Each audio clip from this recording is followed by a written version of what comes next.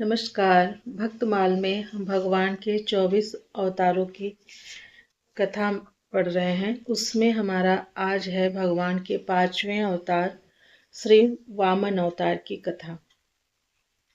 भगवान की कृपा से ही देवताओं की विजय हुई। स्वर्ग के सिंहासन पर इंद्र का अभिषेक हुआ, परंतु अपनी विजय के गर्व में देवता लोग भगवान को भूल गए, विषय परायण हो गए।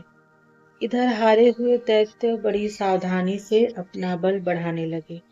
वे गुरु शुक्राचार्य जी के साथ साथ समस्त भृगुवंशी ब्राह्मणों की सेवा करने लगे, जिससे प्रभावशाली भृगुवंशी अत्यंत प्रसन्न हुए और दैत्यराज बलि से उन्होंने विश्वजीत यज्ञ कराया। ब्राह्मणों की कृपा से यज्ञ में स्वयं अग्निदेव ने प्रकट होकर रथ घोड़े आदि दिए और अपना आशीर्वाद दिया। शुक्राचार्य जी ने एक दिव्य शंख और प्रहलाद जी ने एक दिव्य माला दी। इस तरह सुसज्जित हो सेना सहित उन्होंने जाकर अमरावती को घेर लिया। देवगुरु बृहस्पति के आदेशानुसार देवताओं सहित इंद्र ने स्वर्ग को छोड़ दिया और कहीं जा छिपे। विश्व विजयी हो जाने पर भृगुवंशियों ने बलि से 100 अश्वमेध यज्ञ कराए। इस तरह प्राप्त समृद्ध राजलक्ष्मी का उपभोग वे बड़ी उदारता से करने लगे।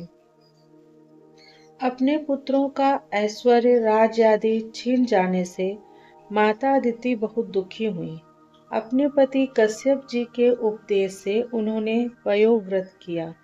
भगवान ने प्रकट होकर कहा कि ब्राह्मण और ईश्वर बलि के अनुकूल हैं, इसलिए वे जीते नहीं जा सकते। मैं अपने अंश रूप से तुम्हारा पुत्र बनकर तुम्हारे संतान की रक्षा करूंगा। इतना कहकर भगवान अंतर ध्यान हो गए। फिर भाद्रपद शुक्ल द्वादशी को मध्याह्न काल में अभिजीत मुहूर्त में भगवान विष्णु महर्षि कश्यप के अंश द्वारा अदिति के गर्भ से प्रकट हुए और कश्यप अदिति के देखते देखते उसी शरीर से वामन ब्रह्मचारी का रूप धारण कर लिया। ठीक वैसे ही जैसे कोई नट अपना वेश बदल ले। भगवान को वामन ब्रह्मचारी के रूप में देखकर महर्षियों को बड़ा आनंद हुआ। उन लोगों ने कश्यप प्रजापति को आगे करके उनके जात कर्म आदि संस्कार करवाए। जब उनका उपनयन संस्कार होने लगा तब सूर्य ने उन्हें गायत्री का उपदेश दिया। बृहस्पति ने यज्ञोपवीत और कश्यप ने मेखला दी। पृथ्वी ने कृष्ण मृग चर्म, वनस्पतियों के स्वामी चंद्रमा ने दंड, माता अदिति ने कौपीन और उत्तरीय वस्त्र, आकाश के अभिमानी देवता ने छत्र, ब्रह्मा ने कमंडलू, सप्तऋषियों ने कुश और सरस्वती ने रुद्राक्ष की माला समर्पित की। कुबेर ने भिक्षा पात्र और साक्षात जगन माता अन्नपूर्णा ने भिक्षा दी। इस प्रकार उनकी ब्रह्मचर्य दीक्षा पूर्ण हुई।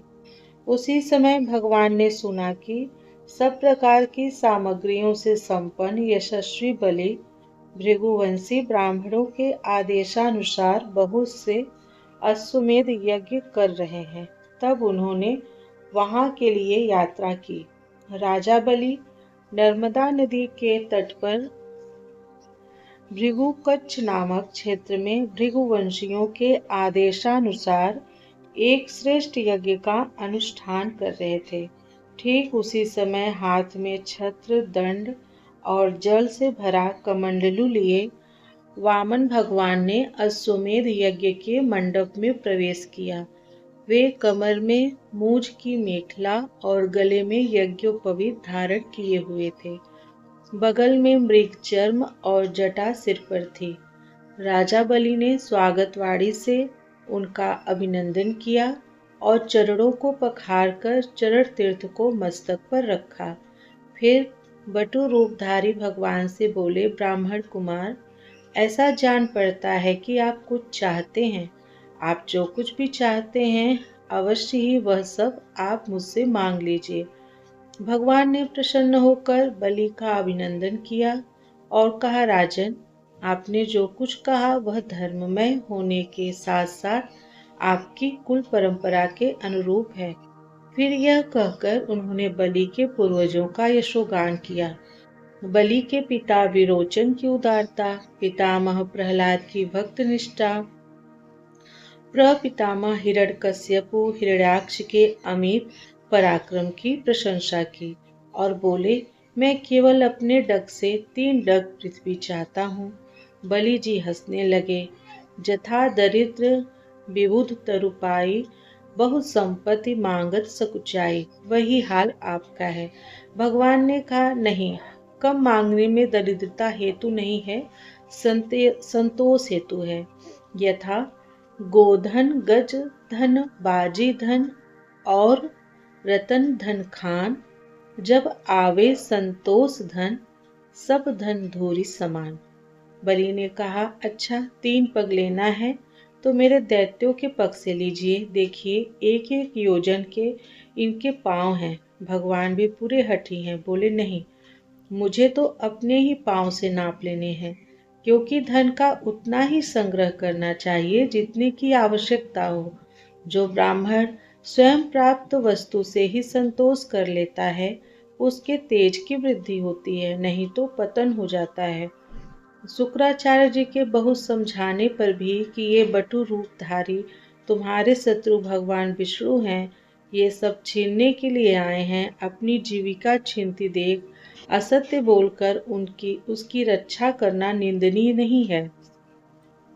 राजा ने असत्य बोलना देने को कहकर फिर नकार जाना स्वीकार न किया। तब शुक्राचार्य जी ने बलि को राजभ्रष्ट होने का शाप तक दे दिया। तो भी महात्मा बलि अपने निश्चय से हटे नहीं और हाथ में जल लेकर 3 पग पृथ्वी का संकल्प कर दिया। संकल्प होते ही वामन का रूप धरे भगवान बढ़ते बढ़ते इतना बढ़ गए कि भगवान की इंद्रियों में और शरीर में सभी चराचर प्राणियों का दर्शन होने लगा। सर्वात्मा भगवान में यह सारा ब्रह्मांड देखकर सब दैत्य भयभीत हो गए। उन्होंने एक डग से बलि की सारी पृथ्वी नाप ली। शरीर से नभ और भुजाओं से सभी दिशाएं घेर ली। दूसरे पग से स्वर्ग नाप लिया। तीसरा पग रखने के लिए बलि की कोई भी वस्तु न बची। भगवान का दूसरा पग ही ऊपर को जाता हुआ महरलोक, जनलोक और तपलोक से भी ऊपर सत्यलोक में पहुंच गया। श्री ब्रह्मा जी ने विश्वरूप भगवान के ऊपर उठे हुए चरण का अर्घ्य पाद से पूजन और प्रक्षालन किया। ब्रह्मा के कमंडलू का वही जल विश्वरूप भगवान के पद प्रक्षालन से पवित्र होने के कारण गंगा जी के रूप में परिणत हो गया। बलि के सेनापतियों ने यह जानकर कि यह भिक्षुक ब्रह्मचारी तो हम लोगों का बैरी है, जो अपने को छिपाकर देवताओं का काम करना चाहता है, और राजा तो यज्ञ में दीक्षित होने से कुछ कहेंगे नहीं, वामन भगवान पर अस्त्र चलाया, पर भगवत पार्षदों ने उन्हें खदेड़ा। बलि ने दैत्यों को समझा बुझाकर लड़ाई करने से रोक दिया। भगवान का इशारा पाकर गरुड़ ने वरुण पास से बलि को बांध दिया। तत्पश्चात भगवान बलि से बोले, 2 पग में तो मैंने तुम्हारी सब पृथ्वी और सब लोकों को नाप लिया। तुम्हारी प्रतिज्ञा पूरी न होने से अब तुम नरक भोगोगे। इत्यादि रीति से वामन जी ने बहुत तिरस्कार किया बलि का, परंतु राजा बलि धैर्य से विचलित न हुए। उन्होंने बड़ा ही सुंदर उत्तर दिया, प्रभु, मैं आपसे एक बात पूछता हूँ, धन बड़ा कि धनी?